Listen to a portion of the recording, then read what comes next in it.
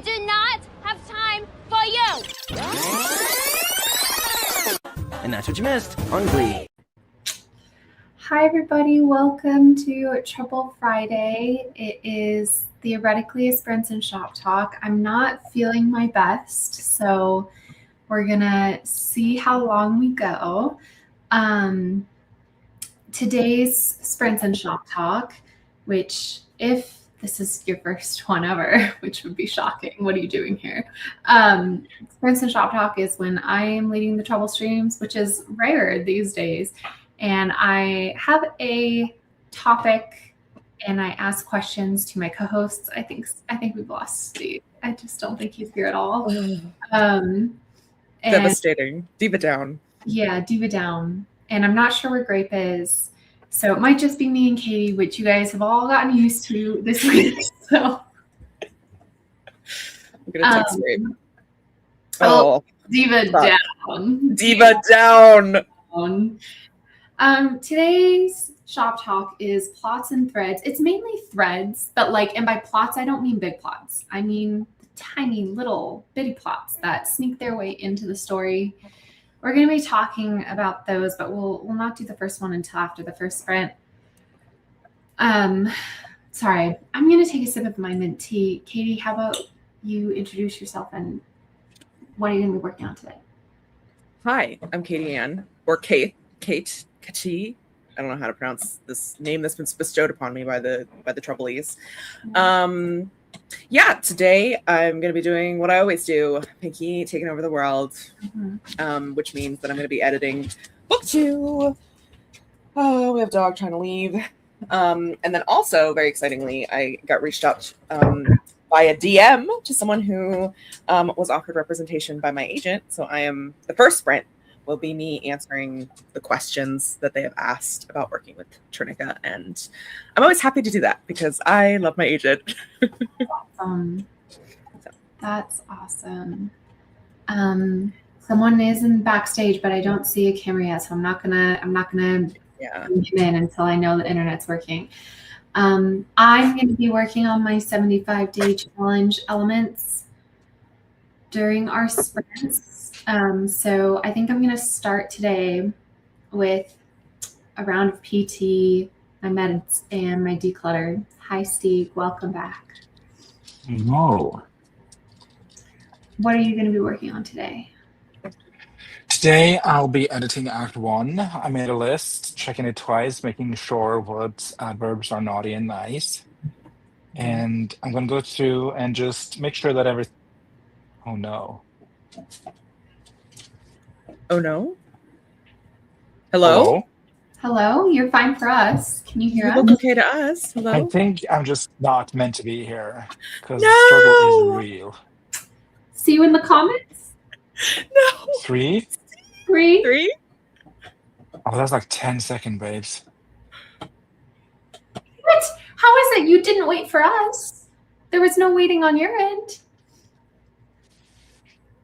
Oh. Never mind. Oh, Diva down. I don't know what's happening. Let me hang out with my friend.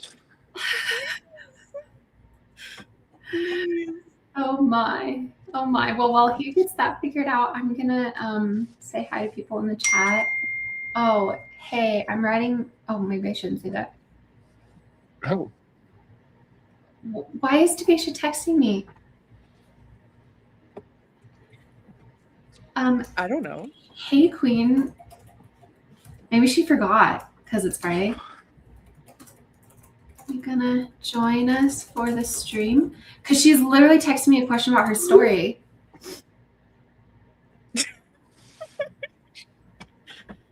Guys, we are. Is the internet back now? We're so professional today. So professional. Everybody's really enjoying this. Us. Okay, anyway. The thumbnail's giving Pantone colored beer. Look, that's why it's so.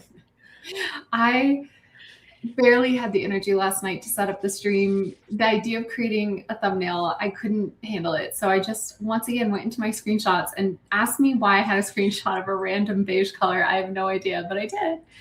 Good morning. Hello there, blank thumbnail. Plots and threads, my beloved and my beloved. That's such a good phrase. I love that.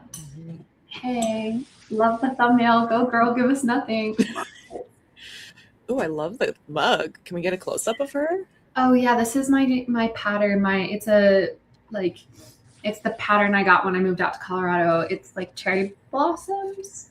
She's gorgeous. I love the gold. Vera Wang, and can't microwave her because that is in fact real gold. So wow, bougie. Hello. Hi guys. Hi Lizzie. Hi Phoebe. Hi Emily. Hi Neon Moon. Hi Froggy. Hi everyone. It's been so long since I've been to a stream, but exams are over and I'm free.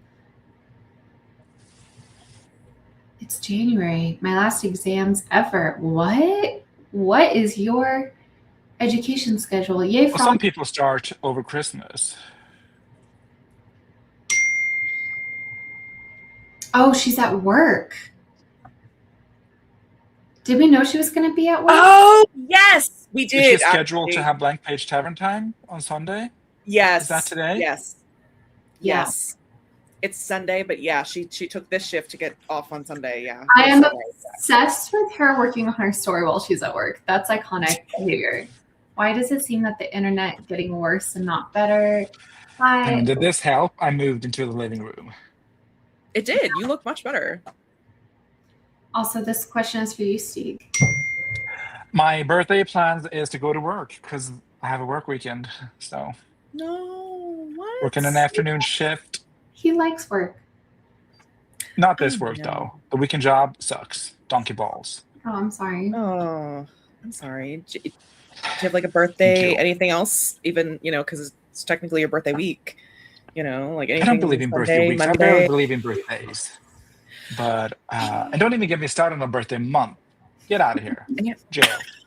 Yeah, I'm not that crazy, but I'm having family for like baked goods and waffles on Sunday, and that's about it. That sounds lovely. Beautiful. That nice. It's mostly to facilitate gift giving, but I also enjoy spending time with them. So, as Mullen says, so very Capricorn of you. Capricorn of you. All right, friends. Well, we are going to jump into our first sprint. I'm thinking maybe 30 minutes. I forgot what everyone was doing. Can you repeat? Oh, I'm going to start by taking my medicine, doing my first round of PT, and doing my declutter. And I'm going to be editing book 2. And Steve? I'm going to be editing draft 2. Nice. Look at us go. I finished my first chapter yesterday. Oh.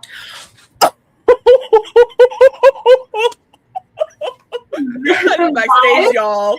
The vibes are so rancid. Like, I can't. Like, we should just end it. What is happening in the studio today? So. Yo, what is going on? Every diva is down. Wow. All of the divas are down. Oh my gosh. Wow. Wow. This is brutal. This is heartbreaking. Oh my gosh. In France, first semester exams are either before or after Christmas holidays, or mine were after. Also, for my second semester of the last year of my master's is a gigantic internship, which I'll be starting in 2 weeks, studying hormone stress in bird feathers in Wales. So no classes and no exams. This stream is going great. I don't know what you're talking about. Girl is in the system today. Oh my gosh. Well, Froggy, I hope you have a great time in Wales. I've always wanted to go to Wales. It's my name literally means from Wales. Wales. Mm-hmm. Shall we sprint? I guess we shall. We might as well. Might as well, right? We're going to do a half-hour sprint to start. I'm not sure how much I'm going to need for my declutter, but I think that should get me there. because I usually only take it takes sometimes anywhere between 20 minutes and 15 minutes. Nice. What are you going to be decluttering today? Any ideas? Well, my first item of the day has been forced upon me because I was washing some dishes and I literally have no idea what happened, but I was washing a platter that I had served food on to my neighbor, and I was just washing it and it cracked in two. I didn't drop it or anything like that. So it's a platter I've had for 10 years. I've loved it. But alas, it's cracked in two. So that's going to be my first item. So I only have 9 items to declutter. But I'm going to go back to my my utility closet, and I'm still working on the utility closet basically. So nice. Yeah. All right, everybody. 29:59. Steve, best of luck with your internet. Happy sprinting.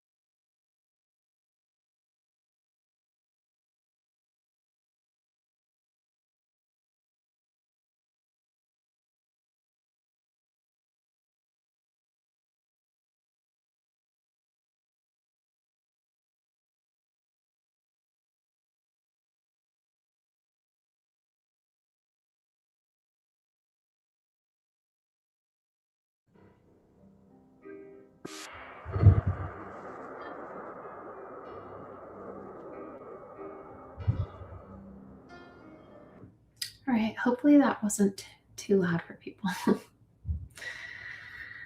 How did you do during that sprint, Katya? It's okay. I redid my schedule so that, I'm not having a bajillion chapters to do today. That's fair. How does it work out with your deadline? Are you still on track to finish?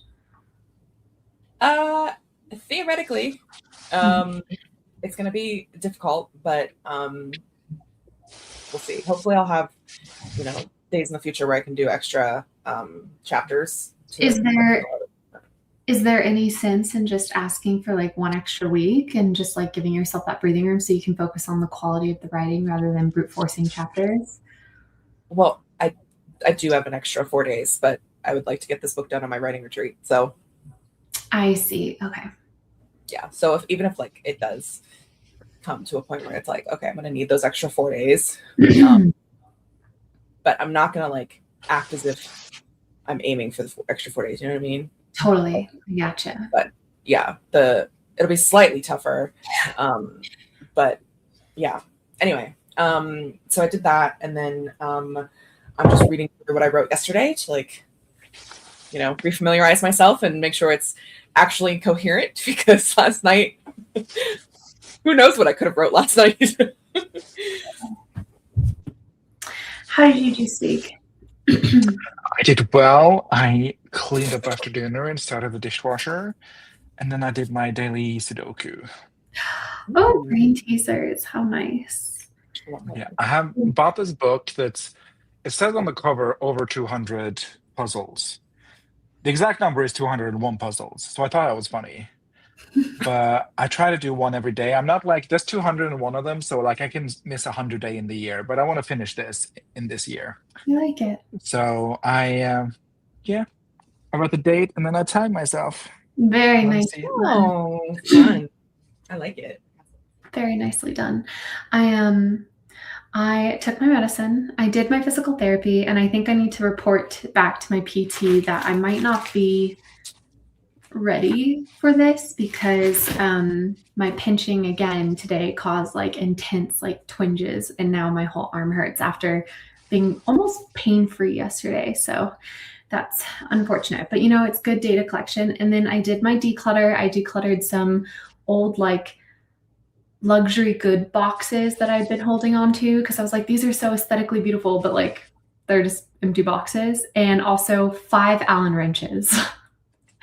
5? Oh, 5?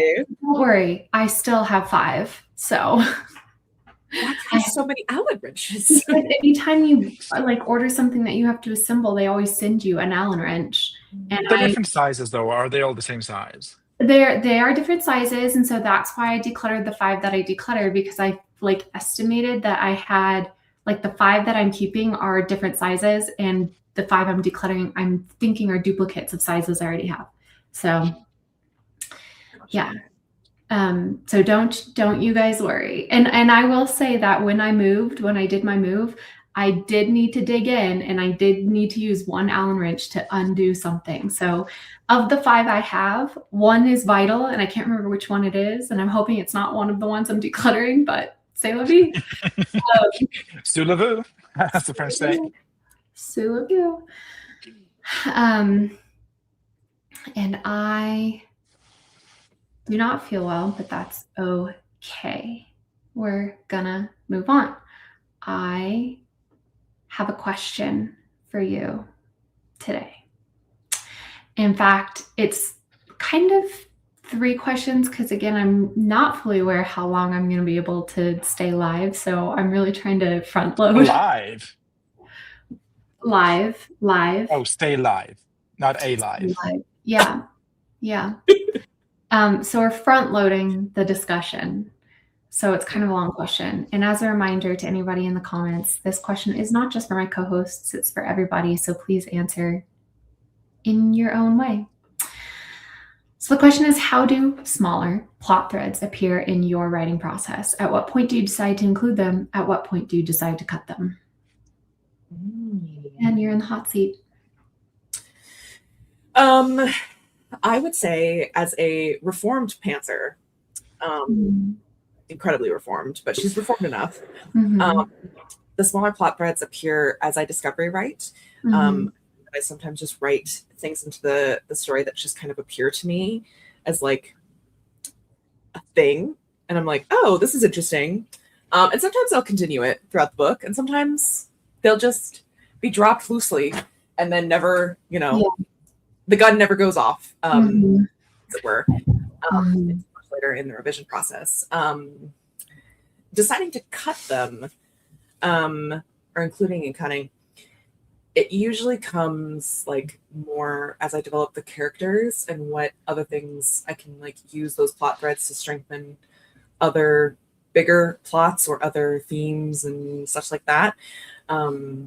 Things that are more important to me, and then I'll include those and cut the ones that kind of don't add a whole ton to the story, or would be a side plot that I just don't have time to get into. For example, in Please.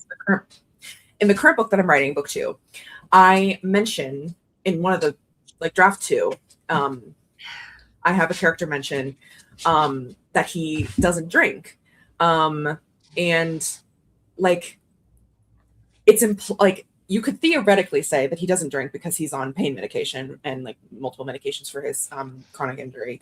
But I make a point of like weaving in that he didn't drink before that. And so like it's this random plot thread of like, oh, what's going on here? Mhm. And through revisions, it just never really came to fruition or really was important to who he is as a character. Mhm. So I've just decided to cut that out because there's no really, it doesn't go anywhere. It doesn't It's add not to the a story. Yeah, it's just, it was an interesting avenue about him as a character. And like, I still imagine it's true. Like he doesn't drink, Yeah. but there's no like deeper plot reason why. Right. You can have him not drink without specifically calling it out. It can still be a truth to his character without it being taking up sentence space in the story. Exactly. So yeah, so that's kind of how I go about it. I just see which things are like actual plot threads and which are just character choices. Yeah, that's interesting. Well, thank you for sharing. I'm sorry that I'm not going to have a ton of follow-up questions today. I just don't think my brain is braining. I appreciate you sharing a example because that was going to be like my one follow-up question. It was like, do you have any sort of example? Steve, same question to you, my dear, especially because we're all editing right now. I felt like this was a good one to go through. The way I looked at it is similar to what Katie says. I looked at the story itself, or like the character arc, like the lesson that my main character needs to learn. And I looked at each like aspect of the story, and I kind of just categorized it into like 2 categories. Like, does this, either punish my main character or like reward him for the thing that he needs to learn? Or does it add nothing to the main story? And if it added nothing, I took it out. So there's a bunch of characters that went. There's a bunch of like relationships that I put in the back burner that didn't really add anything to his the lesson that he needed to learn. So do I have any examples? Well, first, before you think of an example, I do have a follow-up question for you. Are a lot of these like relationships and threads, are these things that came to you as you were writing, or were they part of your outlining process? How early in the process did it appear for you? I think most of the threads that I have came at the conception of the story. Okay. So like I always knew the main plot was going to be like this bounty. I knew that I wanted to have a romance subplot. I knew that I wanted to explore a certain family dynamic. So I looked at all these things and I was like, how can this relationship either strengthen the lesson he needs to learn or weaken it and like punish him for making the wrong choices, if that makes sense. Right. So like one of the big lessons my main character needs to learn for like the second act is he needs to learn how to kind of trust other people. because he's like yada yada. I'm not going to spoil anything, but he needs to learn how to trust people. So I looked at like the romance subplot. I looked at the main plot, and I looked at the like family situation, and I'm like, how can he make choices that punishes him for going at it alone, or reward him for like honesty and cooperation? And then anything that didn't really fit into that like aspect, I just removed. So like there's a subsection of a side character that I completely axed. There's like, I decided that I wanted another character to represent the family dynamic instead of the sister that was originally planned. So it was kind of like that for me. But gone now? She's gone? she's not gone, but she like, there's still a plot arc to their story, but she's more of a catalyst than a side character, if that makes sense. Okay, interesting. Gotcha.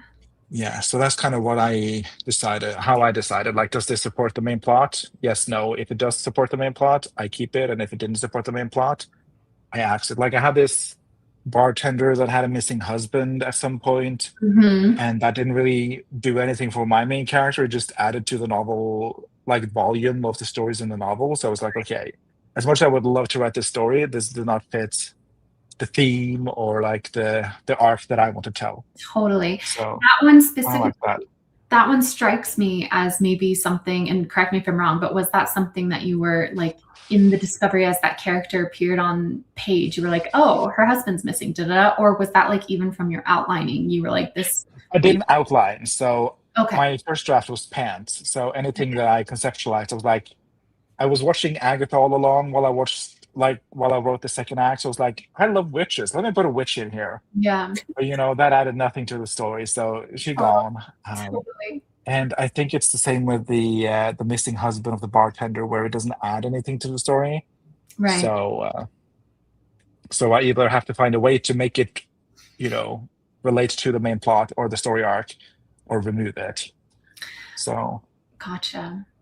Awesome. Well, thank you so much for answering the question. And my answer is that smaller plot threads tend to appear as I write a first draft. And I will say that the earlier they appear in a draft, in that first draft, the more likely they are to actually build out to eventually become a very critical plot thread.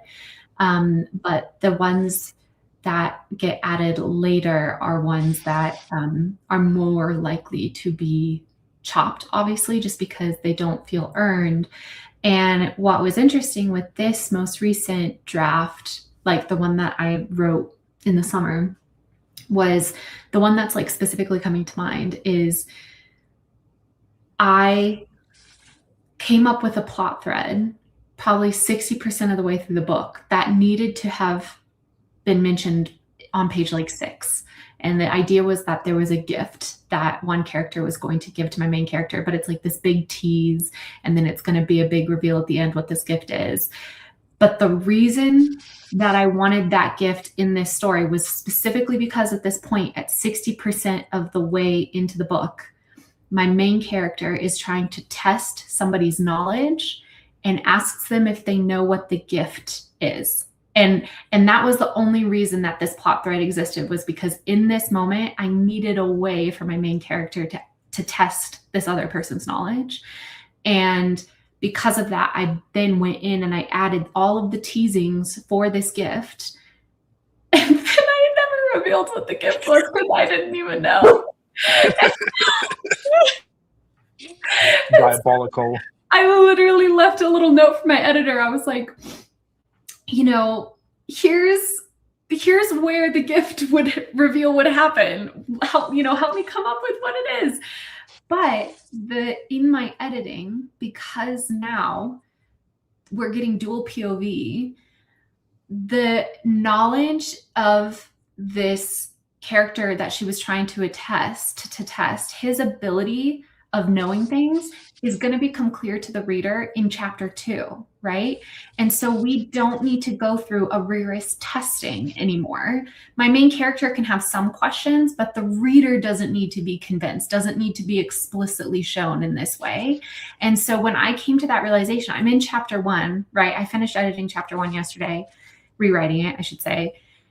And I get to the lines about the gift, and I just sat there and I was thinking about it. And I was like, I don't think I need this thread, even though there is a sort of like, I feel like I could have earned it. You know, there's this idea of it's very uncomfortable for my main character as she is, thinks that she does have a very limited amount of time. You know, she has this curse in which she's going to die before a certain age. It's very uncomfortable for somebody to be holding this over her head of like, I have something for you, but you're not going to get it until a specific date. And she's like, there's no guarantee I'm going to make it to that date, right? There is a thread there that could be earned, but its only purpose was to fulfill like a scene, like a interrogation scene, right? It felt inelegantly done. I had no idea what the resolution was.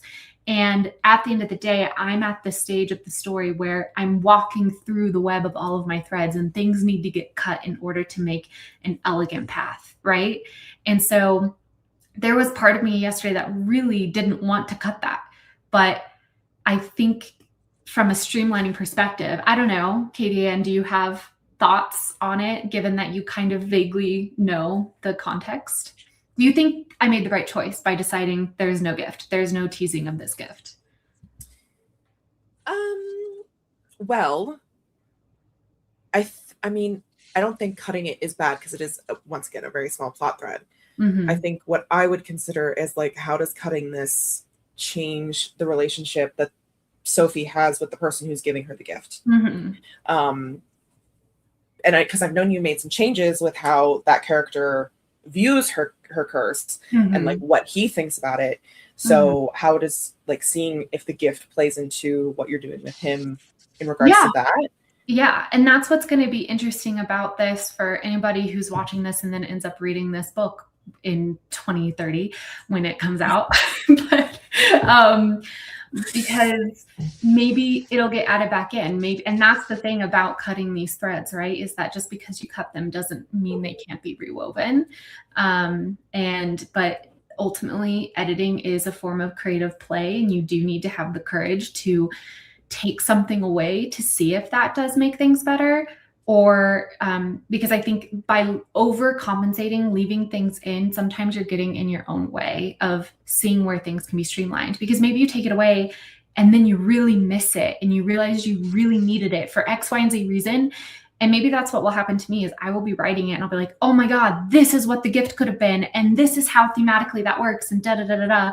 And then I could re-add it in. So yeah, sorry, Jessica. The reason that I said 2030 is because yesterday I finished chapter 1 and I did the math and I was like, okay, it took me this many days to write 8 pages, basically, given my physical limitations. And I was like, this is roughly a 400-page book. So if I do that math, this draft will be done sometime in December. Okay. And this is not the final draft, right? We have another round of 10 minutes we're going to have to go through. So I'm just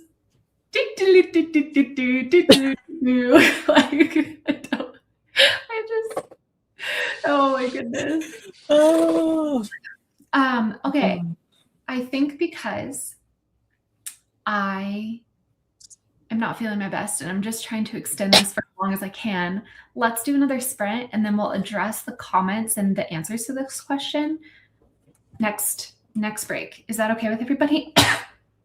Sure. Sure fine. Let's go with the spoopy ghost timer, no music with alarm timestamps. The biblically accurate title. Government name. Yeah. And I'll remove the banner for now. Is 30 minutes okay? I think I'm gonna edit yesterday's vlog and get that uploaded. That's what I'm gonna be working on. How about you guys? Exciting.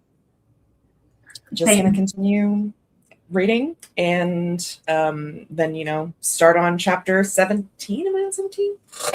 17? 16? And I'm going to like start on chapter 1 and start the streamlining of the second draft. Very nice. And at a certain point today, I will hopefully be typing a few words into chapter 2. We'll see.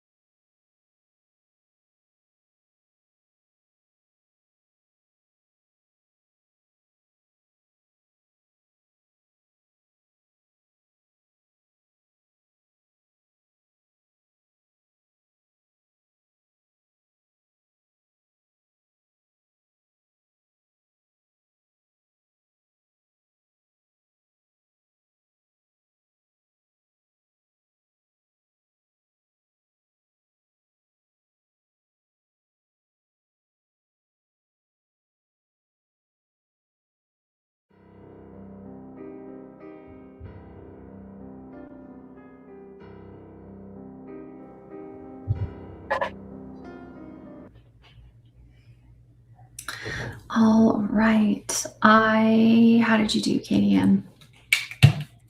Did okay. I finished rereading the last chapters and then like 500 words? 507. Nicely done. Stieg, how about you? How'd you do? I got through one page of revision, spent some time editing the opening paragraph. So Nicely done. And I was like going to say I got my reel uploaded, but it's stuck at 95%. Let's see. Sometimes I just have to like reopen Instagram and then Get ready for the shorter skirt. Shut up. Sometimes did that work? It worked. The reel is now uploaded for yesterday's day 15. And I also uploaded it to YouTube Shorts, so that should be up as well. And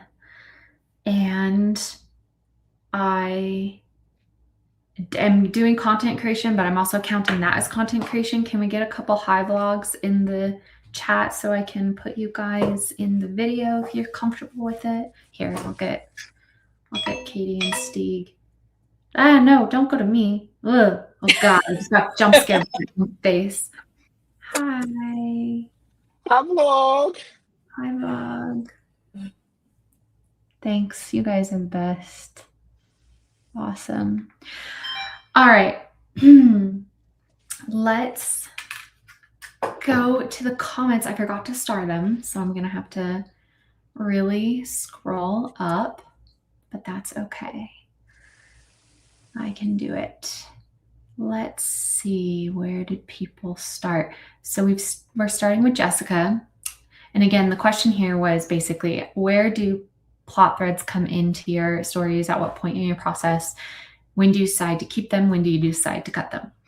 Jessica says, sometimes the plot points just kind of show up while I'm writing, even with my extensive plotting, and other times they're planned as giddy little strings that are weaved in over multiple books. I love that.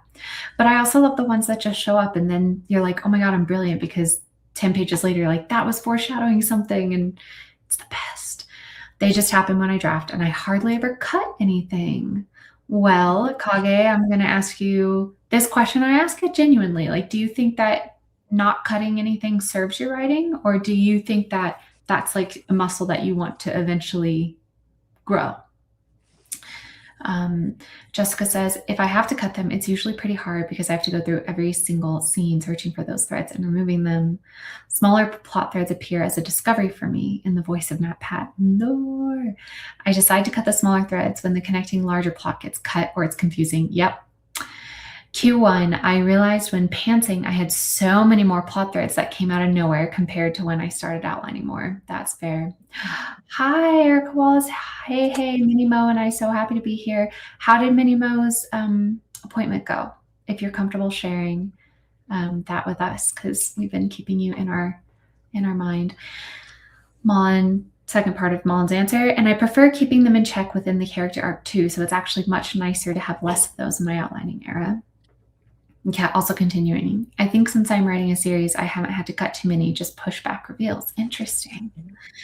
This is why I feel like I would struggle to ever write a series sequentially, like publish a book before the rest of the books have been written, because, and I get this a lot with people asking for a sequel to A Dark and Secret Magic. I'm like, I understand you really enjoyed it, but if it wasn't planned, and I'm like so honored that people enjoyed it, but it wasn't planned to have a sequel. And because of that, I think a sequel would suffer, because I think a good sequel should have things that get resolved that were brought up in the first book, and well brought up, like well plotted out, well set up intentionally.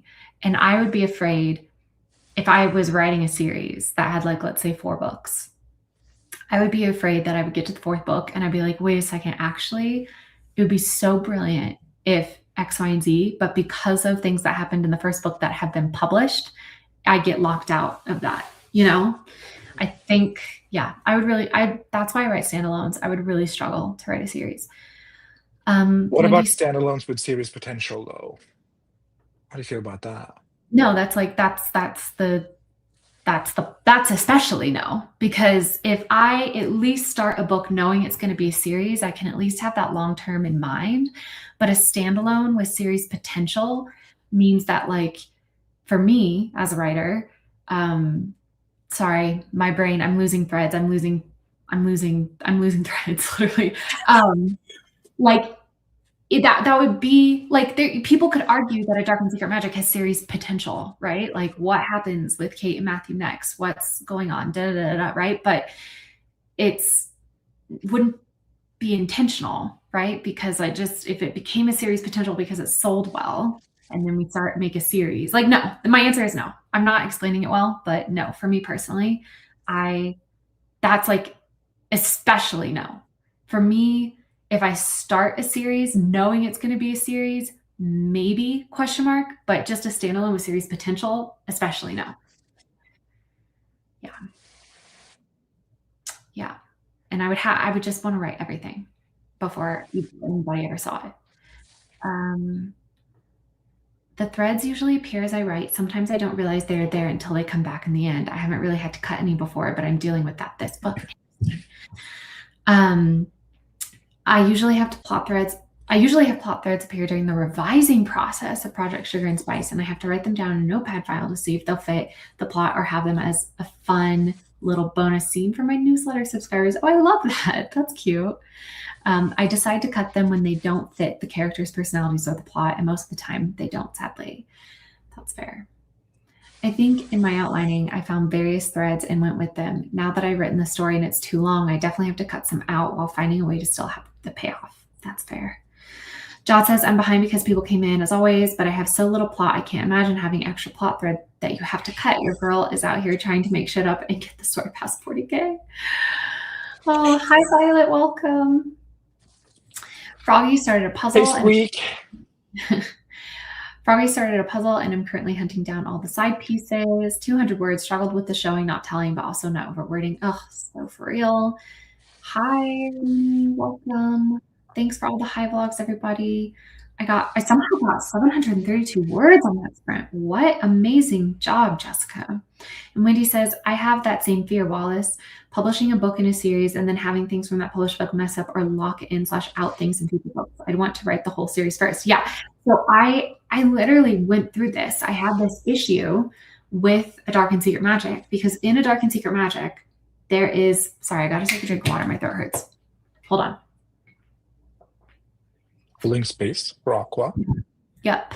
There is a plot thread, if you will, that feels like it never gets resolved. It gets mentioned multiple times and it's like world building and character flair, but it never, like, it kind of seems like it's something that might come back later in the book and then it never does. And that is the constant mentioning of the Michigan Six, right? It's how Kate and Matthew first met. There was this big convocation of witches to discuss this group of teenagers in Michigan who were mortal and discovered magic on their own and were using it dangerously. And the current leaders of the covens were trying to figure out what to do with these witches.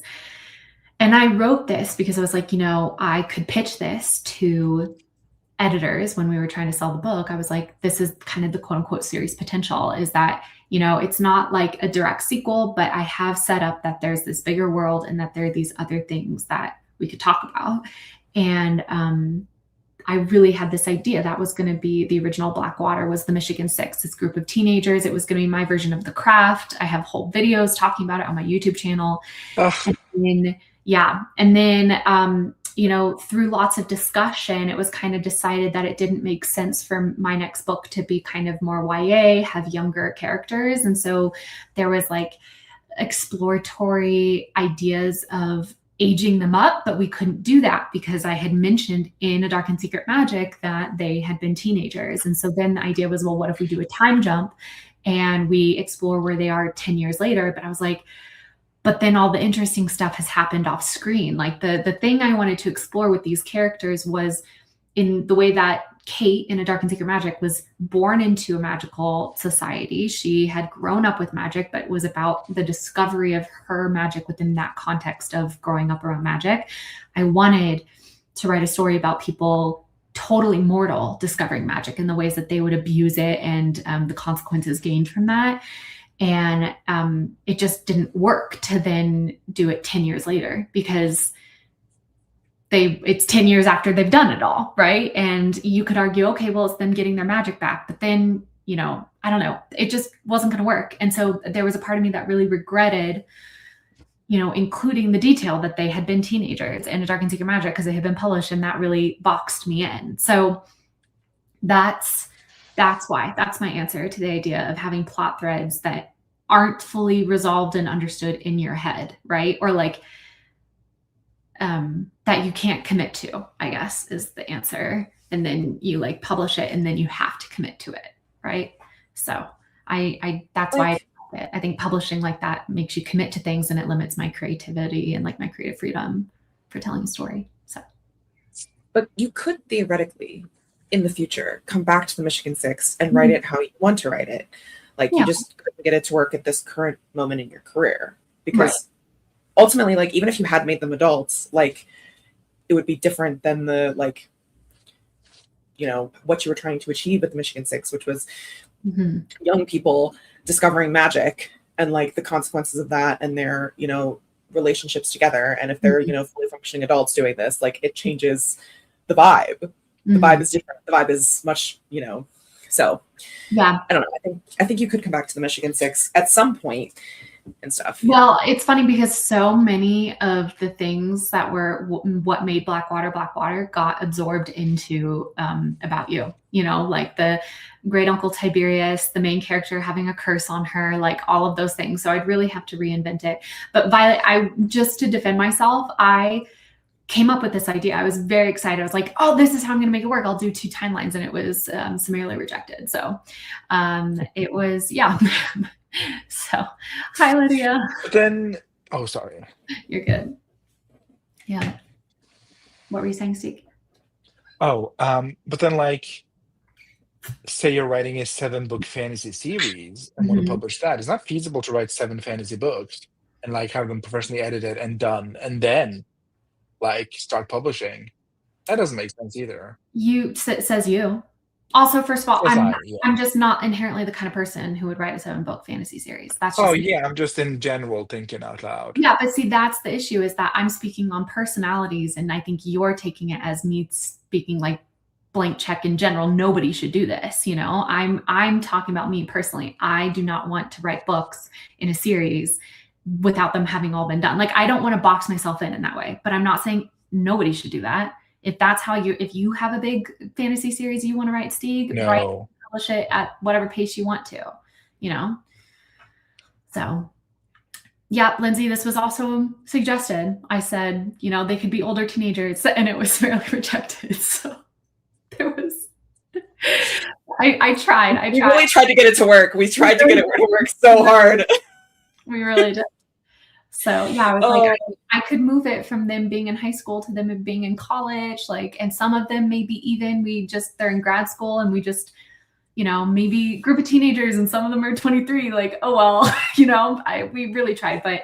Even a broken clock is wrong 22 times a day. Interesting. Yeah. I think trying to ensure that I'm not publishing book 1 sooner is because I don't lame setups to big plot points. I never consider being locked out. I don't fully comprehend what you're saying here. I think maybe there's a typo that's preventing me from understanding. And my brain's just not at a state today where I can make the leap that it needs to in order to interpret you. Kat, can you adjust? Jessica says, as someone currently re-outlining book 1 of a duology with 2 companion books in a high fantasy sci-fi setting, writing them all before publishing is my goal. Yeah, I have a fantasy duology in my mind of Salt and Sonder. Love her. But I would write both before I even did anything with it, which probably means it'll never get written because I recognize that boxes, that also creatively limits me, right? By having that rule for myself, that boxes me out of certain projects. But I think the discomfort of having ideas that I like but never acting on them is more tolerable than the discomfort of having stories that I'm writing with reader expectations that are being published and not getting to write it the way I realized it should have been written because I published them early and like before, like I know that there are some authors who have the whole story in their head before they start writing and they're confident it's going to go the way it's going to go. I am not at that point in my craft yet. I also want to clarify that. Like if I get to a place where I become so proficient at plotting and outlining that I can have full confidence in a story before I start working on it, then my answer will change. But right now, knowing my behavior pattern, that usually it is in this draft, this second big developmental edit that I'm doing, where huge plot changes occur. Like in this draft, we're getting dual POV, right? Like that's massive changing. And also other plot elements are changing, right? This is all stuff that I did not even have a remote thought about this time last year. And I had a full outline for the story this time last year, right? And so if this book was multi-series, right, was like several books, right? And I'm focusing so hard on the first book and having all this discovery and stuff. And then this gets published. And then I have all this second round of discovery and like excitement over what actually should be done. And I'm like, okay, now I got to go back to the first book and rewrite it so it serves this later. Oh, I can't do that because it's been published, So that's my diatribe on that. Interesting discussion. Thank you for answering. Yeah, I don't think I answered any specific question, but I guess I answered your question about. You did. Yeah. About series potential. Yeah. I do plan to outline the second book before I publish the first book in the Cowboy series. So that does make sense. But as you say, a lot can change from first draft to a second to a third draft. Yeah. So a lot to think about. Yeah.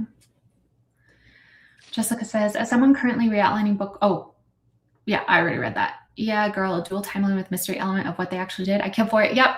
That was fully in the works. Can I just like defend myself a little bit? That was like, and Katie Ann was front row witness to it. Guys, the devastation, like you guys are feeling the devastation now.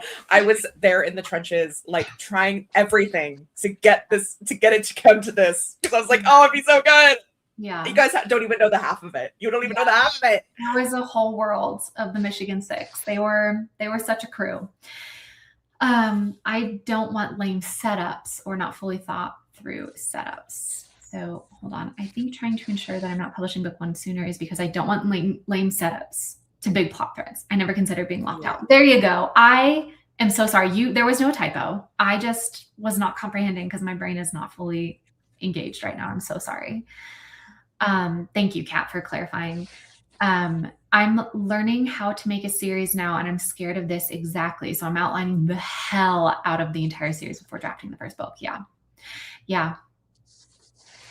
I'm such a discovery writer. I know I will find something later that will explode in my mind and open up everything that really needs to happen, but I won't be able to do it because of something tiny in book one. I know I mean, you can write it for me. It'll be my eternal birthday gift. Yeah. When I get my Covenant story, you got to show up first. As the iconic Bertha Russell says, in order to when she's talking about a bank account, she's like, in order to withdraw money, you have to make a deposit first. But she's talking about like social favors with someone because someone comes and asks her a favor, but this is after months of them having socially ostracized her. And she's like, why would I do this for you? I love Carrie Coon in that role. But in order to withdraw money, you first need to make a deposit. And I'm telling you this right now, Jess, if you want a book from me, I expect a book from you because you have promised me a book and I have been waiting patiently. So joke's on you. I've already worked on it twice this year. That's no joke. That is excitement. I'm feeling joy and excitement. I can't wait to read it. There are some plot lines I'm vague on, so a future cat can come in and be like, this is what they're talking about. Yeah, that's fair. I just think for me especially, I think stories are so much more elegant when the writer knows from the beginning of that draft, not the beginning of the writing process, but from the beginning of the draft that the reader is reading. I think stories are much more elegant if the writer knows from the beginning of that draft everything, right? And so I just think a book where it's got 5 books coming and it gets published and the writer doesn't know everything about book 5, I think you're going to tell. I think it's going to be easy to tell by the end that everything wasn't known. And you know what, though? Sometimes you're just along for the ride, and sometimes we're going to go and see where it all goes. This is just a personal preference. It's just about, you know, I'm just a standalone person at this point in my career. All of these disclaimers, because I know people are going to start pulling receipts later when I'm like, guys, I have a 5-book fantasy series planned. Can't wait. Mullen tea. Tea. Nailed it. Literally. Literally. Thank you. I mean, y'all know that my current second outline for New God is 62K right now. You've got this. You've got it. There are some plot. Oh, wait, I already read that. So clearly I'm super specific while plotting before even getting to fully outlining book 2. Yeah. I must away to the ortho. I will watch the replay. Good luck, everyone. Love the combo. Get to feeling better, Walls. Thank you. It takes a lot of skill to pull off a satisfying narrative when the author is making it up as they go along, which in some cases is necessary depending on the author's circumstances. Yeah, again, I am talking in the personal, not in the... I mean, I was talking generally when I said sometimes you can tell about the whole thing, but especially with me, if I was the writer, you would especially be able to tell. So, yeah. Okay. Now what? Question 2? No, bruh. No question 2. You don't have one at all? You just have one question. I was gonna break it up over like, let's talk about how threads come, and then I was gonna ask later for examples of threads, and if you wanted to share like the decision-making process and all of this stuff. But that's it. That's all the spread. Do you have a topic, like a question you would like to ask, Katie, or that you would want to have been asked? No, but just to like give my alternate perspective to yours about, because we're 2 very different authors. The way that I see books is, and this is just for me personally and my writing process, is that every book is a self-contained story. Even series like The Wrath King has its own individual plot arc that it follows through on. And while there are definitely threads that like will be unwoven in book 2, book 1 should be narratively satisfying in and of itself. And then book 2 should be narratively satisfying in and of itself, and so on and so forth. So each book has its own point. And that's why I think I would be able to not have to as heavily outline every single book in a series, as long as I knew the major things that were going to be the core of every single book in that series. Yeah. Except then what happens when you have this major core, this tenant thing, right? And you're writing book 2 and suddenly you're like, this is the perfect way. Here it is. This is the story. Except for the fact that you published book 1 and there's something very specifically said in book 1 that makes whatever that perfect thing is impossible. And so then you have to find some better or like some worse, but alternative, still correct with the published version. Why is it worse? I trust my own creativity to be able to come up with something that will fit into book 1. Because if I published book 1, book 1 is doing what I wanted it to do. And that is the cornerstone that I'm building off of. I'm not looking at book 1 as if the things inside of it are, oh, I should have done this differently. Because like I should be happy with what is in book 1 for me. And granted, I haven't published a series. None of us have on screen. You've literally already experienced this though with some of the things for the sisters. You're like, oh, you know, if for the 4th book to make sense, I should have had this be set up in BC, right? Like we've had that exact discussion about like smaller things, but not. It's super small. And the thing that was brought up ultimately, because what I think of is there's a mention of in the original way that I wrote BC2, book 2, is that something happens at an event that happens in BC1, that happens in BC. I've just moved the timeline, and ultimately the timeline is cleaner, better, and I've actually come up with where you came up with a plot line that is way more fun and interesting for the characters. And would I have thought of that had I not given, run into that, oh, this doesn't actually make sense because if this happened, she can't be here. And I just have to move the timeline. And granted, it's a super small thing, but part of the fun, to me at least, of like a series and like creativity is that, you know, your first idea is usually not your best one. You know, like you should come up with, maybe not should, but you can come up with multiple ideas. And the more that you work through it and figure it out and like creatively engage with your own work, you know, you might come up with something really cool that works with what you originally wanted to do and now works here, and you'll be super happy with it. Not saying it's not gonna be hard, but for me, I trust my own creativity to be able to come up with something that will, you know, go with book one and, you know, subsequent books. So like, I understand not wanting to, like, if other people's, like, I understand your perspective, but just for me, I think it's a fun aspect of it. And I'm always excited for it. And like, yeah, it might be frustrating, but that's also part of writing is frustration and like trying to get things to work. And yeah, so that's my perspective at the very least. It's fair. Thank you for sharing. Also, Malin has a great question too. Do you ever recycle threads you scrap into brand new stories? Sorry, Yes. Yes, you do, Steve. I'm realizing now that when I'm working on the cowboy book, that I'm using like threads or like even just flashes maybe from like stuff I worked on 10 years ago. And I'm in, because when I'm a read, I'm like, this was outstanding. Give me 14 of the exact same setup. And I don't mind that. But I'm like, oh, this character has a sister. I can never write a character with a sister again.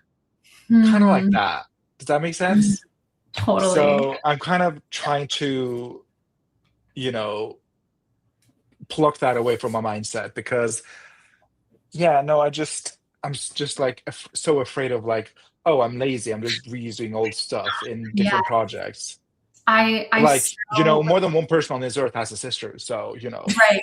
Yeah. No, I so relate to that. I am, especially with this book, because they're like, you know, this book is meant to be an aesthetic exploration of Yule, whereas the last book was an aesthetic exploration of Halloween and Samhain. And I am like berating myself for the fact that there are two festivals, like that there's a fall festival in the Dark and Secret Magic, and then there's a wintry, snowy festival in About You. And I'm just like, I can't be doing this. Like, that's such rehashing the same thing over and over again. But oh well. Yeah. But I do agree with Katie that some of the, because I'm not sure like how I'll do the sequel to the cowboy book. And I think I will probably publish the cowboy book before have a complete draft, like a complete draft of the second book. So I think of it the same way that Katie thinks, like, does it suck to, you know, this would be the perfect solution, but I set it up differently in book one? Yes. But part of the fun is the creativity of trying to explore, okay, how can I do it in a way that is interesting and new and fresh and like, you know, is in line with what I wanted book one to be. So definitely on the same wavelength there. Though I do understand the, you know, the possibilities of being locked out of the perfect plot line. But again, I think that just goes to show why you guys are series writers and I'm a standalone, because for me, the satisfaction is in the completion and having, in my opinion, like to the best of my ability at the time, threading it all correctly in one go, right? Like to me, it would be inherently dissatisfying to have to force myself into that creative box of, you know, in the same way that like haikus, I always come across to this, right? Haikus serve creativity by giving you rigid structure, right? Sometimes creativity is served by being given rigid structure.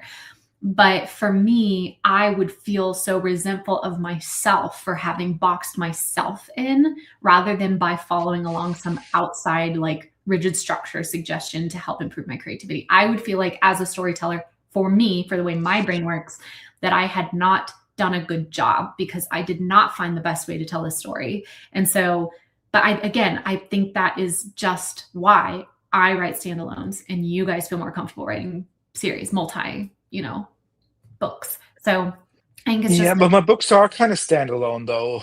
And it's just, I'm reusing the same universe, but not really the same, like, my duology is not like first book is the mid up to the midpoint of a story, and then the second book is the half back of a story. It's more Okay. like a complete book, and then you could never read the second book and you would not feel like you were missing something, and you could read the second book without having read the first book and be like, oh, this is a story, and it's not missing anything, but I want to know more character information about this side character that's mentioned, that kind of thing. Does that make sense? Totally. So And it's not like this huge epic saga that sprawls multiple books. It's like everything is neatly tied up in a bow in the first book, and then I'm just like kind of nudging at the bow in the second book, and like, we're so back, bitches, kind of like that. yeah, totally. I mean, and that's like, from that perspective, that's how my books are too, right? About You takes place in the same universe as A Dark and Secret Magic, and same rule systems, but like with different interpretations of it because you're in a different place.